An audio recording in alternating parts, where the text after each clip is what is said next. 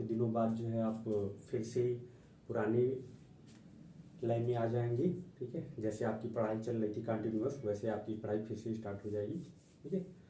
तो इन सब बातों को ध्यान में रखते हुए फिर से हम अपने जो है नए जोश के साथ जो है सारे जो टॉपिक्स हैं उनको अच्छी तरह से पढ़ते चले जाएंगे। पुराने को भी आपको रिवीजन करना है और काफ़ी चीज़ें चेंज भी हुई हैं इस बार जो है न्यू एजुकेशन पॉलिसी के अंतर्गत। आपके एग्जाम पैटर्न्स में भी काफ़ी परिवर्तन किए गए हैं। ठीक है, तो ये सब भी आपको देखते रहना, न्यूज़ से आपको जुड़े रहना है। साथ ही साथ आपके सिस्टम में क्या चेंजेज आ रहे हैं, क्या सब्जेक्ट में क्या चेंजेज आ रहा है, इन सब के बारे में भी जानकारी आपको होनी चाहिए। ठीक है, चलिए ये तो ठीक है। इसके बाद हम अभी हम लोगों का जो चल रहा था, I think chapter second complete हो गया था। ठीक है, अब हम लोग जो है चैप्टर थर्ड स्टार्ट करेंगे, जिसका नाम है आपका एटम्स एंड मॉलिक्यूल्स, अर्थात अणु एवं परमाणु। ठीक है, अणु एवं परमाणु के बारे में पढ़ेंगे। ठीक, देखो अब अणु और परमाणु, देखो इसको पढ़ने से पहले हम पहले समझ लेते हैं कि जो है इनके पहले वाले जो क्या है, थोड़ा सा हम बैक में देखेंगे। क्योंकि आपने स्टार्टिंग में फर्स्ट चैप्टर में आपने पढ़ा है कि हमारे जो मैटर पदार्थ, ठीक है, पदार्थ हैं, पदार्थ की अवस्थाएं हैं। ठीक है, और पदार्थ जो है हमारे कोई भी जो शरीर है, किसी भी एनिमल्स का हो या जो है लिविंग एंड नॉन लिविंग्स, जो भी प्रोडक्ट्स हैं या कोई भी सब्जेक्ट हो, ठीक है, कोई भी सब्सटेंस हो, वो सब क्या होते हैं कि कुछ छोटे छोटे कणों से मिल के बने होते हैं।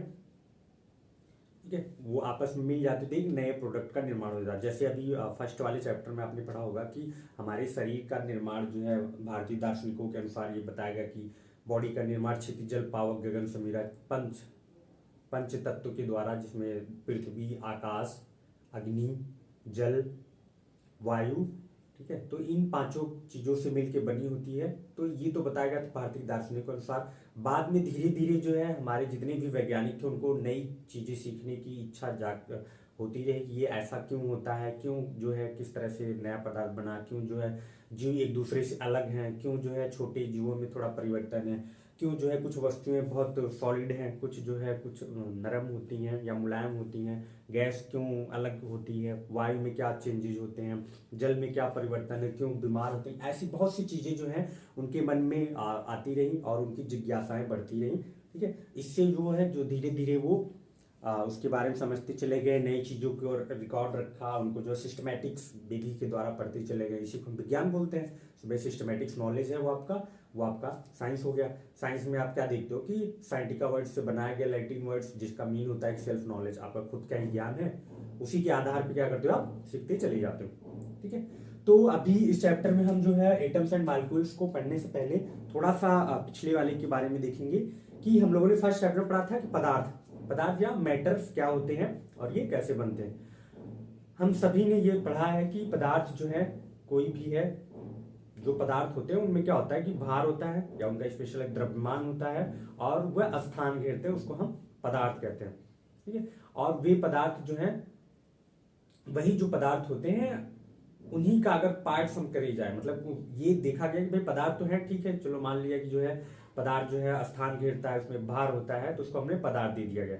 फिर जो पुराने हमारे प्राचीन दार्शनिक थे और उसके बाद जब वैज्ञानिक सीजन आया लगभग 18 सेंचुरी की, लगभग 18वीं शताब्दी के लगभग, वैज्ञानिकों ने इसमें जो है थोड़ा सा अपना जो है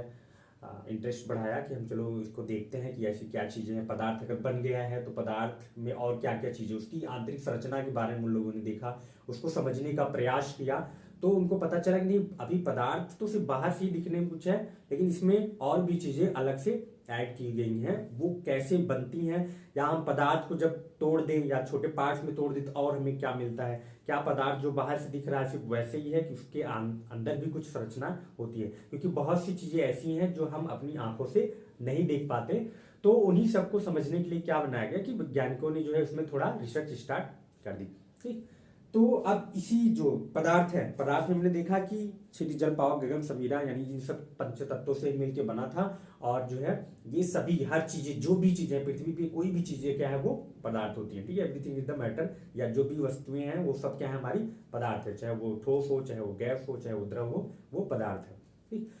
अब आती है बात परमाणु की। ठीक है, परमाणु और यौगिक की, यानी एटम्स एंड मॉलिक्यूल्स के बारे में हम देखें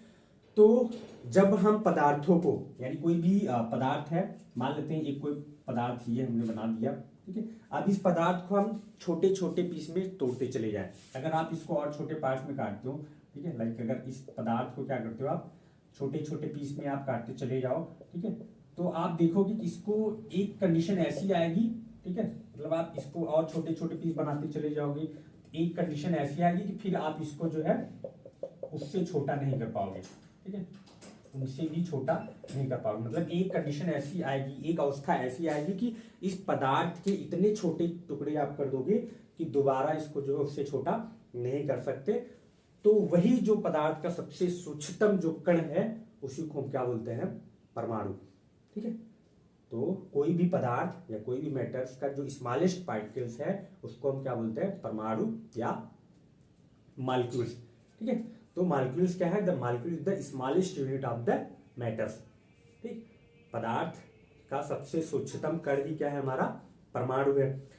अब ये परमाणु जो है आपस में मिलके, मतलब अगर एक सबसे छोटा परमाणु, एक परमाणु और एक से अधिक जब परमाणु मिल जाते हैं, ठीक है, तो वो क्या बन जाते हैं, अणु के रूप में। मतलब स्मॉलेस्ट जो परमाणु है, परमाणु के एक से अधिक परमाणु जब मिल जाते हैं तो वो क्या बना लेते हैं, अणु का निर्माण कर लेते हैं, ठीक है। तो वही जो है हमारा पदार्थ। अब इसमें भी हमारे सबसे पहले अगर देखा जाए तो भारतीय दार्शनिक, ठीक है, जिनका नाम था महर्षि कणद, ठीक है, महर्षि कणद ने सबसे पहले जो है इस पदार्थ के बाद जो है उसकी डिस्कवरी की कि भाई अगर हम पदार्थ को जो है सब काटते चले जाएं, ठीक है, कोई भी पदार्थ हो, चाहे आप गोल्ड ले लीजिए, ठीक है, सिल्वर चांदी ले लीजिए, उनको आप छोटे छोटे पीस में काटते चले जाओ, तो एक ऐसी अवस्था आती है कि फिर उससे उस छोटे वाले पार्ट्स को भी हम अति सूक्ष्म नहीं कर सकते, और उसी को उन्होंने क्या बोला, परमाणु, ठीक है। यानी कि अगर हम परमाणु की बात करें, सबसे पहले जब हम परमाणु को देखते हैं तो परमाणु की सर्वप्रथम अगर इतिहास की बात करें, अगर हम मतलब परमाणु अगर इसकी हिस्ट्री देखें परमाणु, तो इसकी खोज सबसे पहले कहाँ की गई कि जो है भारतीय जो दार्शनिक, अगर भारत की बात करें तो भारतीय दार्शनिक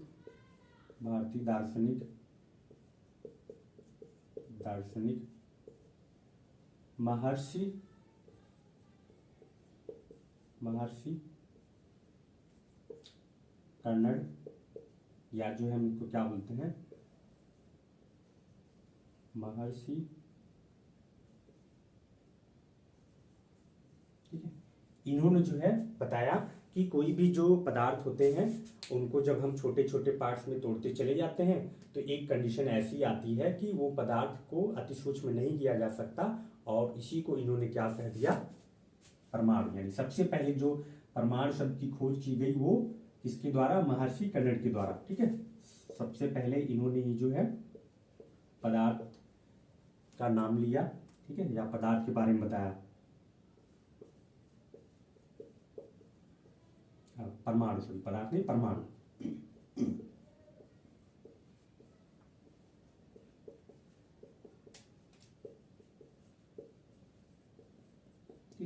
अब उसी समय में एक हमारे दूसरे साइंटिस्ट थे, दार्शनिक थे, ठीक है, जो कि हमारे क्या थे, ग्रीक के रहने वाले थे, ठीक है। ग्रीक के हमारे दूसरी दार्शनिक, उनका नाम था डेमोक्रिटस एंड ल्यूसिपस, ठीक है। अब इसी समय जैसे अब भारतीय दार्शनिक थे, उनका महर्षि कणद ने बता दिया कि भाई जो है पार्ट्स को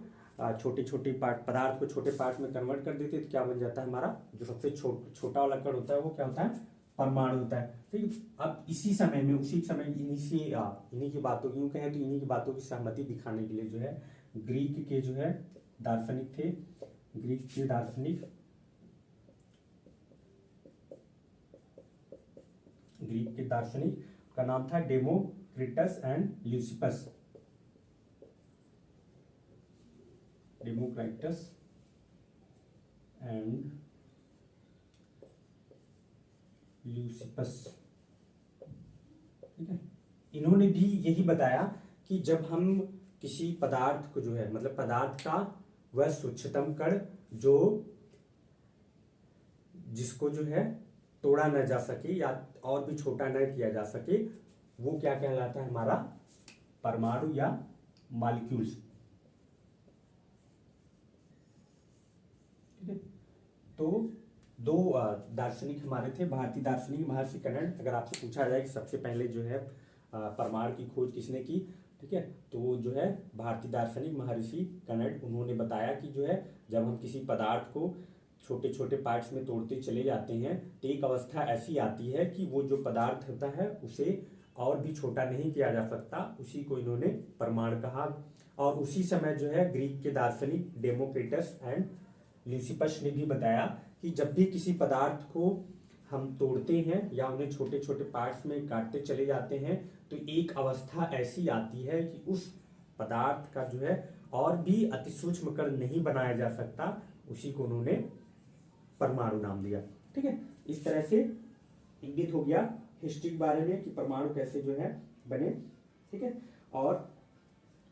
किस तरह से पदार्थ का निर्माण होता है, यानी कि सबसे पहले देखा जाए तो ये परमाणु ही आपस में मिल जाते हैं और ये मिलते चले जाते हैं तो अणु का निर्माण होता है, फिर अणु आपस में मिल के जो है किसी पदार्थ का निर्माण कर लेते हैं। ठीक है, जैसे अगर आप जो है धूल के कणों को इकट्ठा करिए, ठीक है, धूल को इकट्ठा करिए तो क्या आप देखोगे एकदम पाउडर की तरह छोटे छोटे पार्ट्स में होते हैं, लेकिन आप उसमें थोड़ा सा पानी मिला दो तो आपकी जो है लुगदी टाइप का, मतलब उसको आप सानिए मिक्स करिए तो जो है फिर आपके छोटे कंकड़ की तरह बनते चले जाएंगे। आप उसको जोड़ते चले जाओ तो खूब बड़ा सा उसका पार्ट बन जाता है। ठीक है, तो इस तरह से जो है देखा जाता है कि जो कोई भी पदार्थ हो, चाहे जो भी चीजें हैं, उनमें जो है सब छोटे छोटे पार्टिकल्स आपस में जुड़ के एक बड़े पदार्थ का निर्माण करते हैं। ठीक है, तो ये तो हो गया हमारा पदार्थ या परमाणु। ठीक है, इसके बाद आता है हमारा अणु। परमाणु और अणु यानी मॉलिक्यूल्स एंड एटम्स। तो अब देखिए एटम्स,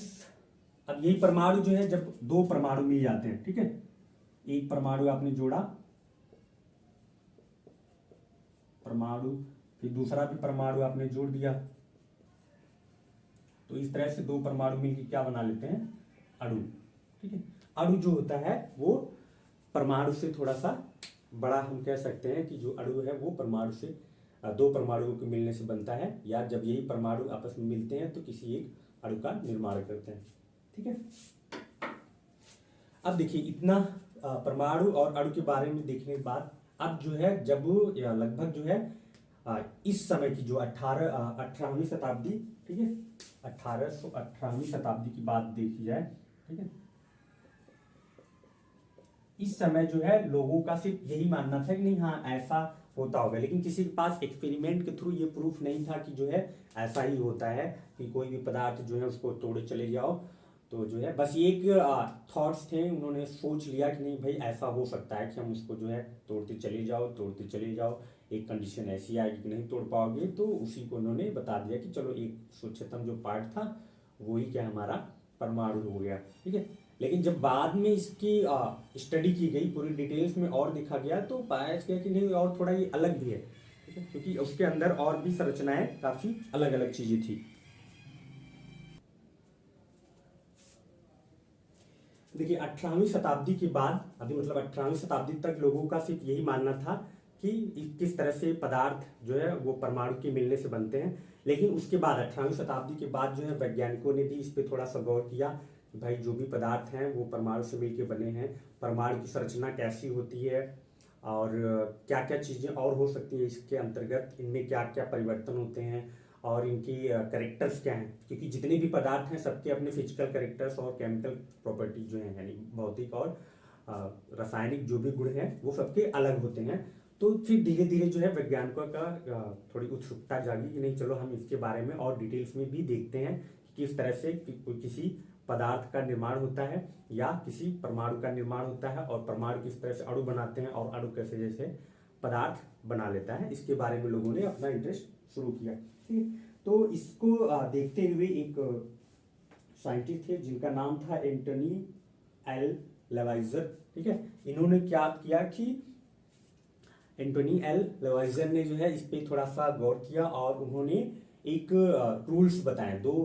मतलब एक नियम बताया कि किस तरह से जो है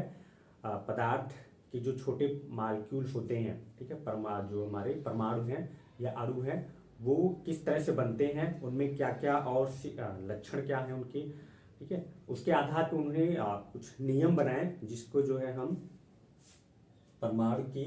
संयोजन का नियम कहते हैं, ठीक है। तो अगला हम वही देखते हैं कि हमारे जो परमाणु संयोजन, ठीक है, लॉ ऑफ मॉलिक्यूल कॉम्बिनेशन के जो नियम हैं उनके बारे में देखेंगे। वैसे जो है नॉर्मली इनके अकॉर्डिंग जो है 3 लॉज दिए गए थे, लेकिन आपके सिलेबस में सिर्फ 2 ही लॉज पढ़ने हैं, 2 नियम पढ़ने हैं आपको, जिसमें आपका पहला जो है law of conservation of mass, ठीक है। तो चलिए देखते हैं पहले जो है हमारी इनकी लॉज के बारे में।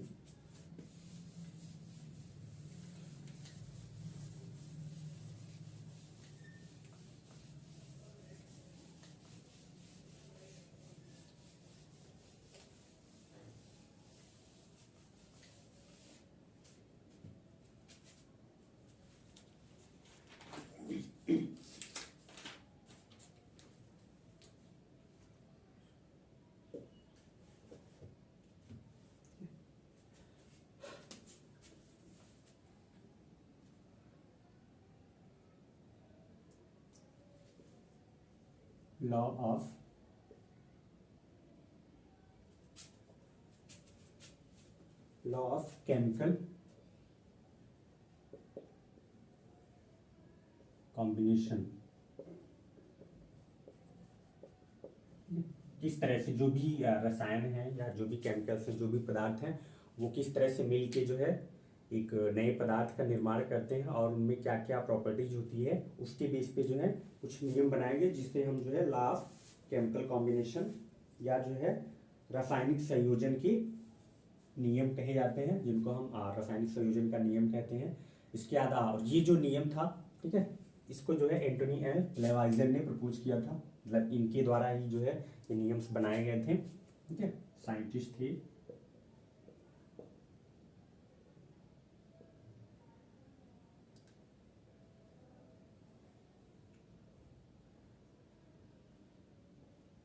एंटोनी एन लेवाइजर,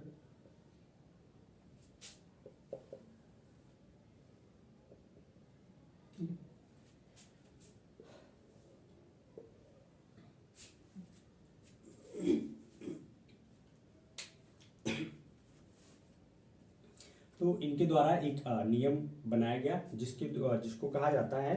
कि law of conservation of mass, ठीक है, यानी कि द्रव्यमान संरक्षण का नियम। जो पहला जो नियम इन्होंने दिया था वो फर्स्ट लॉ था आपका law of conservation of mass, ठीक है, द्रव्यमान संरक्षण का नियम।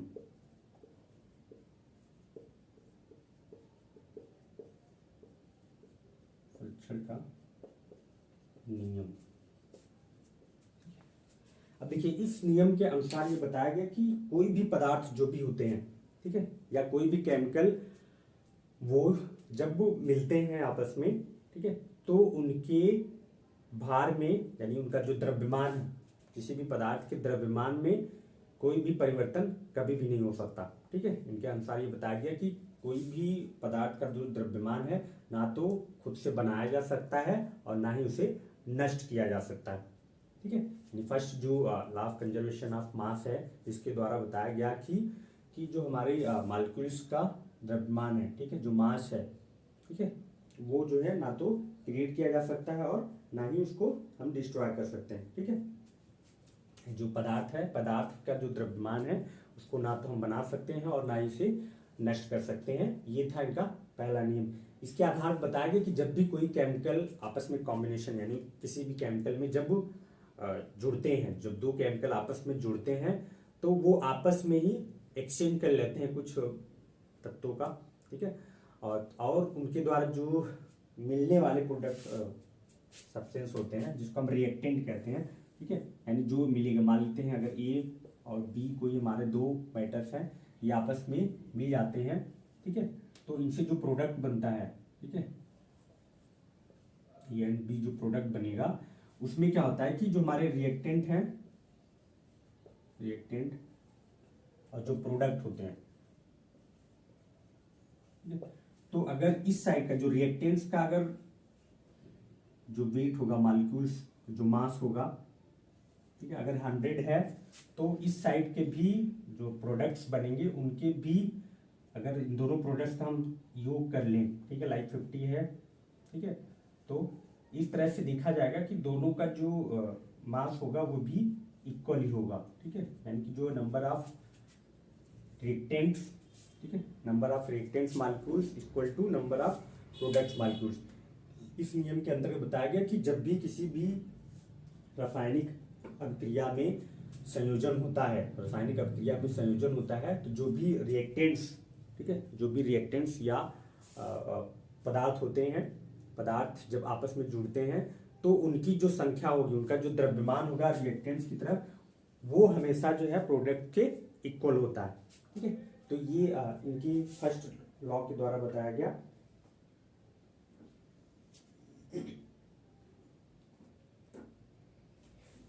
तो पहला जो इनका नियम था लॉ ऑफ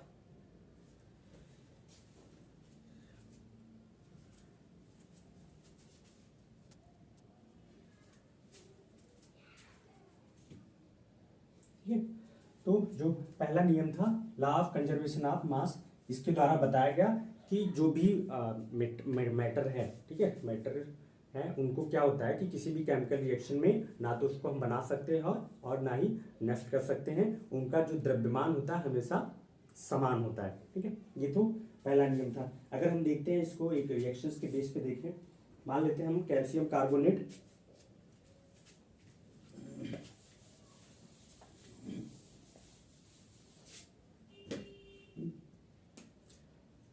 कैल्शियम कार्बोनेट, इसको हम हीट करते हैं, तो ये क्या बनाता है आपका calcium oxide plus carbon dioxide, calcium oxide plus carbon dioxide, ठीक है। तो अगर कैल्शियम कार्बोनेट का जो द्रव्यमान है वो 100 ग्राम है, तो जो हमारा कैल्शियम ऑक्साइड होता है उसका जो द्रव्यमान होगा वो इन दोनों का, मतलब जो प्रोडक्ट हो रहे हैं, अगर आप इसको हीट करते हो, कैल्शियम कार्बोनेट को हीट करते हो, हीट होने की वजह से क्या होते हैं, ये जो है अलग अलग पार्ट्स में कलर चेंज हो जाते हैं, ठीक है। तो इसमें क्या होता है कि जो दूसरा हमारा प्रोडक्ट बन रहा है, जैसे कार्बन डाइऑक्साइड है और कैल्शियम ऑक्साइड है, तो ये क्या होता है कि इसका जो मॉलिक्यूल्स होगा इन दोनों का, क्योंकि इन दोनों के जुड़ने से ही हमारा क्या बना है कैल्शियम कार्बोनेट, जिसमें कैल्शियम ऑक्साइड और कार्बन डाइऑक्साइड गैस है, तो इनका जो है देखा जाए तो इनका जो द्रव्यमान होगा लाइक CO2 44 ग्राम और कैल्शियम ऑक्साइड 56 ग्राम, ये दोनों मिलकर क्या बना लेते हैं 100 ग्राम, क्योंकि ये हमारे इस साइड का क्या है, ये रिएक्टेंट हो गया, रिएक्टेंट, और ये हमारे क्या है, सॉरी ये रिएक्टेंट है, रिएक्टेंट, और ये हमारे क्या हो गए प्रोडक्ट, ठीक है। तो आप देखोगे कि इन दोनों के मिलने से क्या है हमारे कैल्शियम कार्बोनेट का निर्माण हुआ, ठीक है। तो इनका जो द्रव्यमान है वो हमेशा समान होता है। तो इसके आधार पर बताया गया कि अगर हम किसी भी रासायनिक अभिक्रिया में या केमिकल रिएक्शन में देखते हैं तो जो नंबर ऑफ रिएक्टेंट्स होते हैं, नंबर ऑफ रिएक्टेंट्स या number of elements in reactants always equal to number of elements in products, यानी कि जो हमारी रासायनिक अभिक्रिया में जो भी जुड़ने वाले संयोजन वाले जो पदार्थ हैं वे और जो है प्रोडक्ट्स, उनका जो द्रव्यमान वो हमेशा इक्वल होता है। ये पहले नियम के द्वारा बताया गया, और ये जो नियम था उसको जो है प्रपोज किया था एंटनी एंड लेवाइजर ने। इसको बताया था कि किसी भी केमिकल रिएक्शंस में जो उसका द्रव्यमान होगा उसको ना तो हम नष्ट कर सकते हैं और ना ही उसको बना सकते हैं, ठीक है। ये था फर्स्ट लॉ। अब देखते हैं सेकंड लॉ या सेकंड नियम, दूसरी नियम क्या है।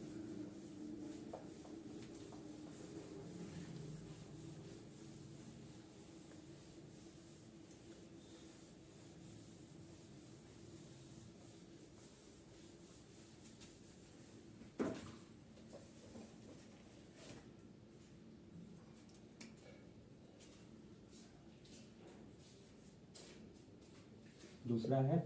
स्थिर अनुपात का नियम।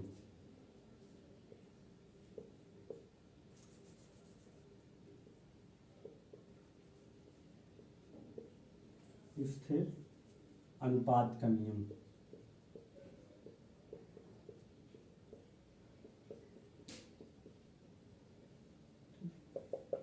अब इसमें भी देखिए जो भी हमारे रिएक्टेंट्स हैं,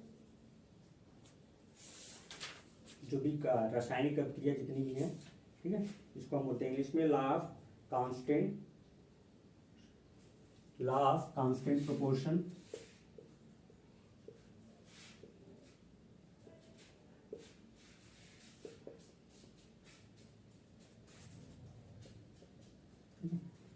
तो इसमें बताया गया कि जो भी हमारी रासायनिक अभिक्रिया में भाग लेने वाले जो भी पदार्थ होते हैं उनके बीच का जो अनुपात होता है वो हमेशा सेम होता है। उनकी जो रेशियो जो होगा उनकी, मान लीजिए अगर कोई भी पदार्थ है वो आपस में मिलकर किसी यौगिक का निर्माण करते हैं, या दो अणु या परमाणु मिलकर क्या है किसी यौगिक का निर्माण करते हैं या किसी भी मिश्रण का निर्माण करते हैं, तो उनसे जो यौगिक बन रहा है उसमें पदार्थों का जो अनुपात होता है वो हमेशा समान होता है। यानी कि दो या दो से अधिक पदार्थों के संयोजन से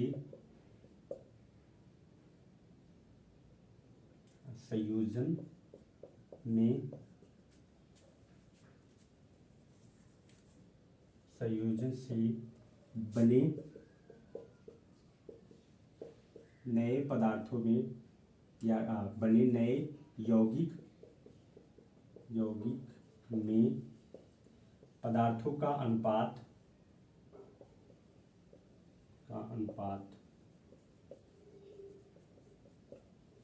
निश्चित होता है।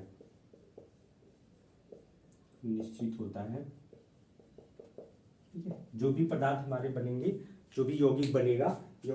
तो उसमें जो है उसके जो तत्व होंगे उनका एक फिक्स अनुपात होता है, चाहे वो किसी भी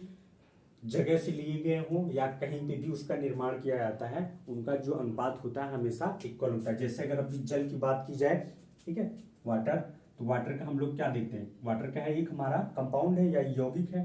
ठीक है, जिसका H2O, ठीक है, H2O। तो यहाँ पे हम देखेंगे कि हाइड्रोजन और ऑक्सीजन का जो अनुपात होता है वो क्या होता है 1:8, ठीक है, 1:8, ये इनका रेशियो होता है। तो इस बेस पे आप देखोगे कि ये कहीं पे भी ये जो जल बनते हैं, मतलब ये जल कहीं का भी हो, चाहे समुद्र का जल हो, चाहे जो है नाले वाला जल हो, चाहे नल का जल हो, उनका जो रेशियो होगा, आप चाहे बारिश वाला जल हो, उनमें जो हाइड्रोजन और ऑक्सीजन का जो रेशियो होगा वो 1:8 के अनुपात में होगा। ठीक है, तो ये दो नियम बताए गए जिसके आधार पे किसी भी पदार्थ में अणु और ये परमाणु मिलके किसी नए यौगिक का निर्माण करते हैं, या परमाणु आपस में मिलके किसी पदार्थ का निर्माण करते हैं, या एक से अधिक जो तत्व होते हैं वो मिलके किसी यौगिक या किसी मिश्रण का निर्माण करते हैं। ठीक है, तो ये इसके द्वारा हम जो है इस तरह से आज हमने देखा कि जो है हमारे जो परमाणु और अणु है वो किस तरह से कार्य करते हैं। ठीक है, परमाणु की खोज कैसे हुई, और जो है ये परमाणु के जो दो नियम थे आपके, law of conservation of mass, law of constant of proportion, ठीक है, या जो है आपके निश्चित अनुपात का नियम, और जो है द्रव्यमान संरक्षण का नियम। तो द्रव्यमान संरक्षण के नियम के अनुसार ये बताया गया कि किसी भी रासायनिक अभिक्रिया में जो हमारे द्रव्यमान होते हैं वो रिएक्टेंट्स में और प्रोडक्ट्स में हमेशा सेम होते हैं, और इन द्रव्यमान का जो है इन पदार्थों का जो अनुपात होता है, वो जो रेशियो होता है वो भी हमेशा समान होता है, वो कभी भी परिवर्तित नहीं होता है। ठीक है, तो आज के लिए बच्चों बस इतना ही। जुड़े रहिए रूठिया क्लासेस के साथ। धन्यवाद।